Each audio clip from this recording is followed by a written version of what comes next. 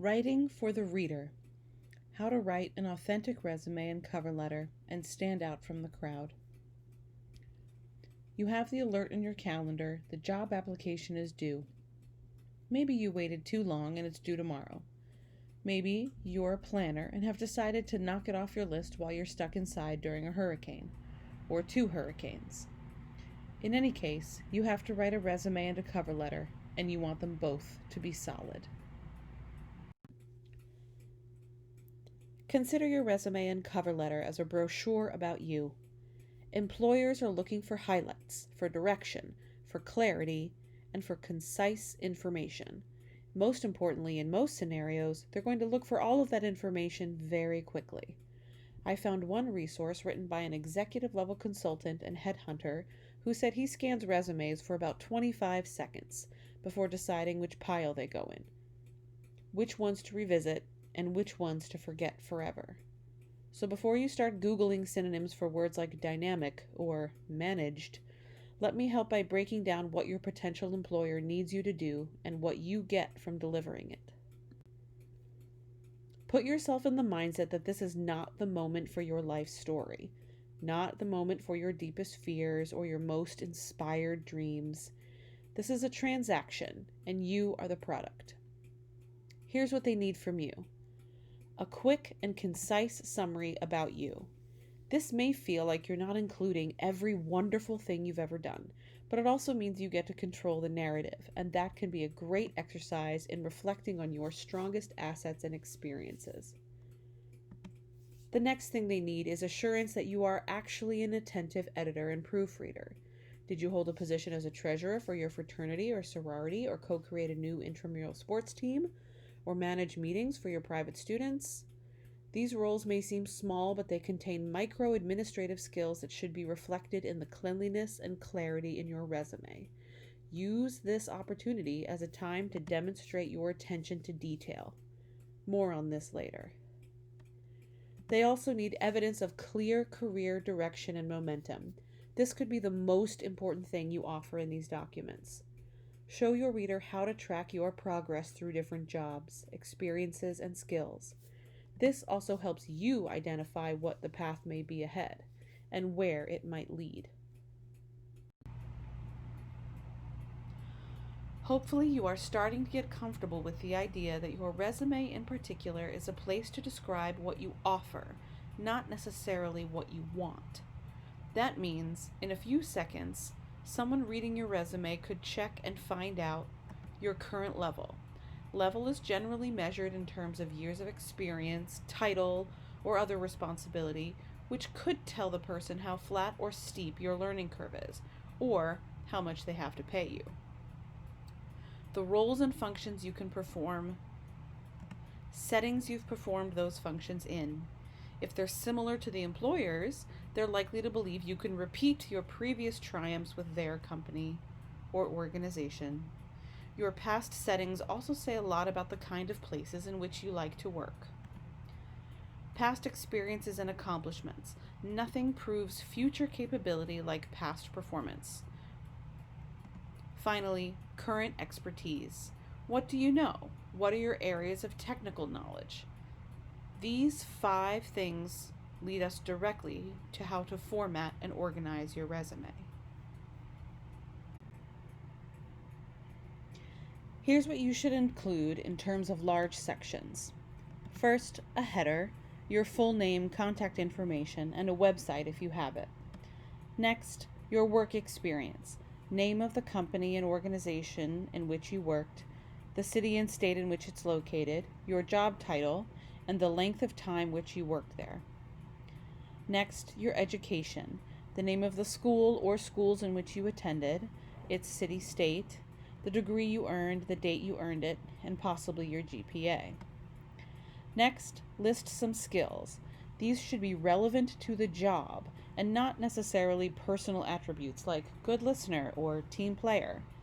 Listing skills and categories are useful for your reader, like programs or specialized software, languages you speak, design platforms you've used, or even equipment you've been trained on and implemented. Certainly, as college students, you should also include roles and leadership positions and extracurriculars.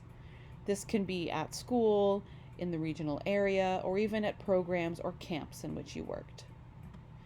Finally, make sure to list significant honors or awards, scholarships, honor roll or president's list, fellowships, competition successes, regional recognitions, or even press that you've gotten. Here's a boring yet functional example from the great land of Google templates. This is about as formulaic as you can get, but it's a good place to start. Notice a few things, like the font is basic, readable, and does not change throughout the resume. Now is not the time to be too adventurous with fonts or styling. Wait for the interview to demonstrate how colorful, dynamic, and creative you are as a person. There is also lots of white space and information isn't cramped. I call this the sight reading rule.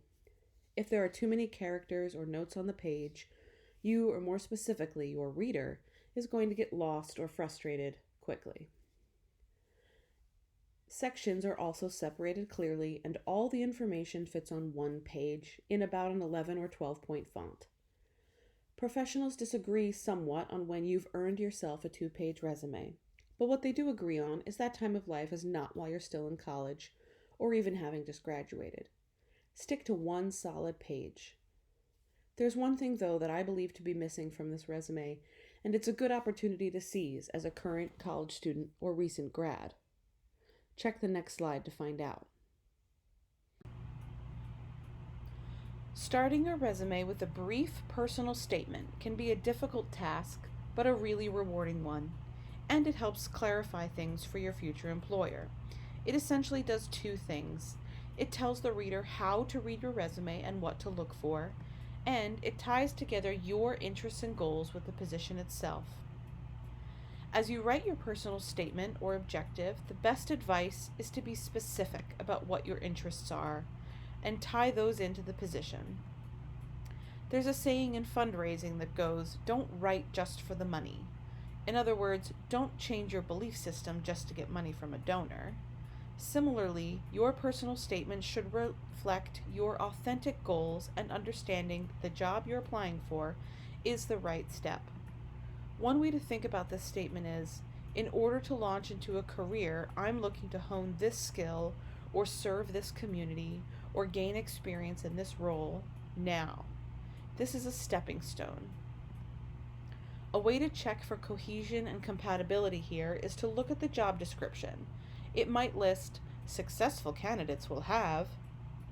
If there are intersections, even small ones, with your own experience or interests, this is the place to highlight them.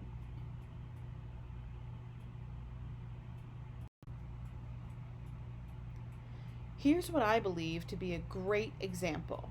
And yes, this breaks my one-page rule, but this person graduated from undergrad 5 years ago and has probably earned the 2-pager at this point. If I'm being picky, the paragraphs under each job listed get a little dense. I would usually opt for bullet points here instead of prose. Notice, however, that this is still very readable and in a plain font. The header also appears on both pages, has a little design interest, but nothing distracting. The resume begins with a personal statement.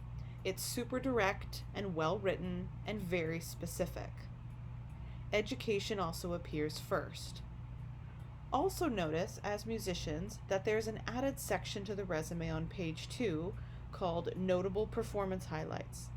If you are getting a performance degree, have a fairly significant performance career, or simply believe that this experience is relevant to the job for which you are applying, definitely include this.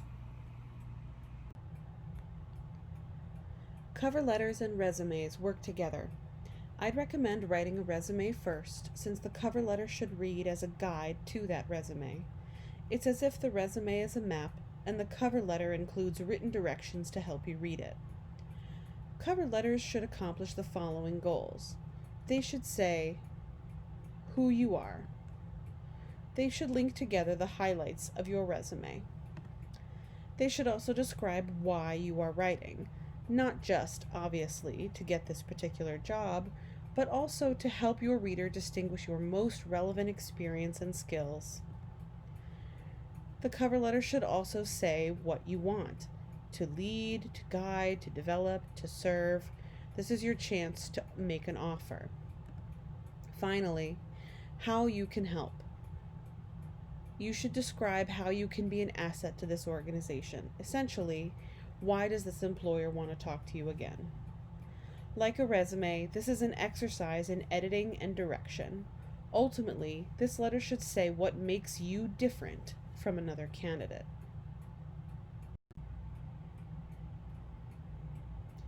Yes, the cover letter is to display yourself as a product to the employer, but you don't have to turn into a salesperson.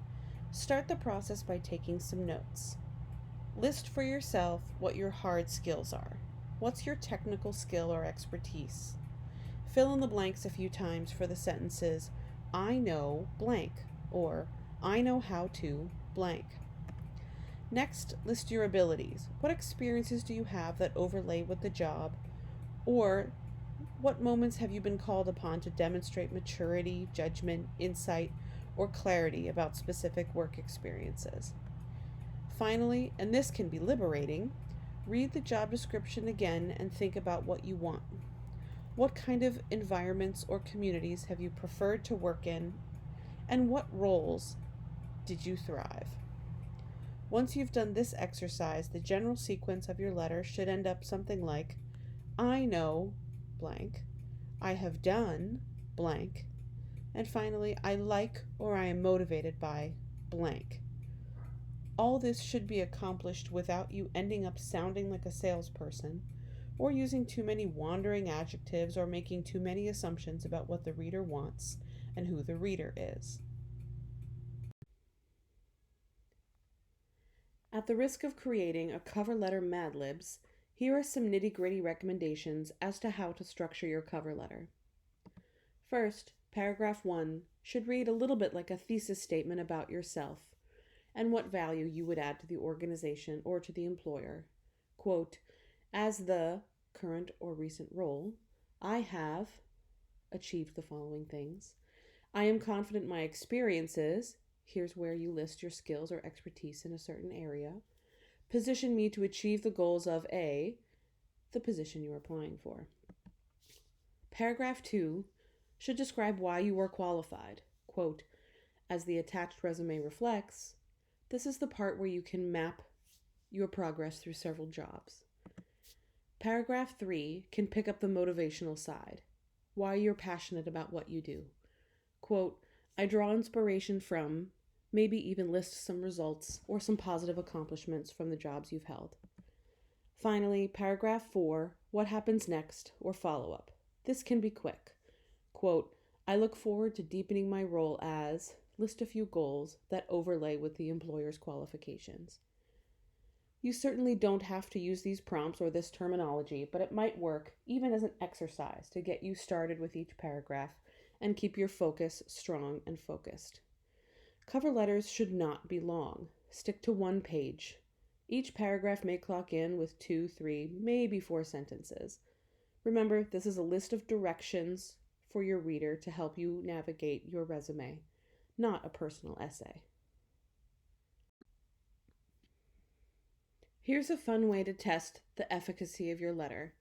At the end, your reader should know all of the following presented in a clear and concise way: who you are, your level of experience, your areas of expertise, your purpose for writing, some of your most successful projects or achievements, details of a recent or current job that overlay with the employer's needs, what motivates you, and what you want. One way to test it is to ask a friend to proofread. Fill in the blanks like a test with what they believe to be the answers to each of these sections.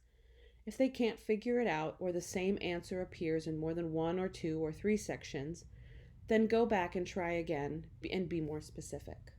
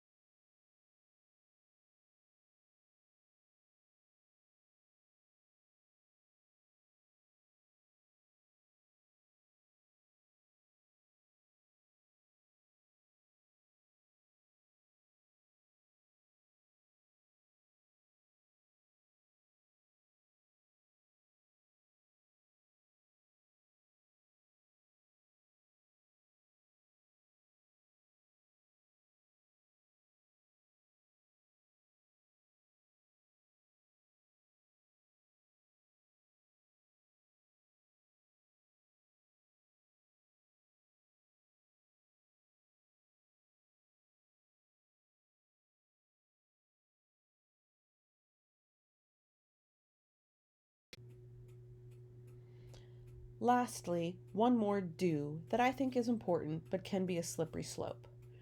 Be authentic by using a specific example of an approach, an interaction, a relationship, feedback from an employer, or an example of how you accomplish something in very, very short detail. This has to be pretty slick and short to be effective, and it can often lead to the temptation to go on in a story that strays away from the punch and power of the letter itself. However, it can be a refreshing moment of personal reflection or inspiration that will be memorable to a reader and set you apart. Here's a small example from one of my cover letters.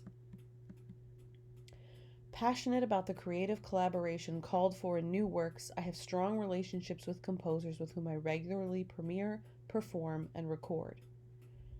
I've named several things here. What I like the most, collaboration. Where my expertise is, premiering and recording new works and performance. How I'm motivated, by strong relationships. And what I want, to do this regularly. This is a mini testimonial of something I've done in my life many times that made me happy, but also has made me a good candidate for a teaching job in which they expect continued professional experience and performance. It also helps the reader look twice at my resume, which would then list performance highlights that reflect this goal, and work experience for organizations in art song, piano voice collaboration, and new music, all things I allude to in this little statement.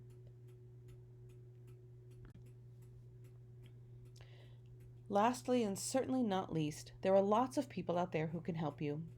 The internet is vast and has tons of advice, but you'll always get good or better answers from people who know you, who have worked with you, and who have training relevant to the positions you've held. Always ask for someone to proofread your materials. If you can make an appointment with the Career Center at UL, even to get you started with formatting and content, do it. People are trained in getting you the info you need and the skills you want to write a great resume and cover letter. Examples of resumes will be available on Moodle. Feel free to reach out to me with any questions. kelly.bixby@louisiana.edu. Best of luck writing strategically for your reader and learning a little bit about yourself along the way.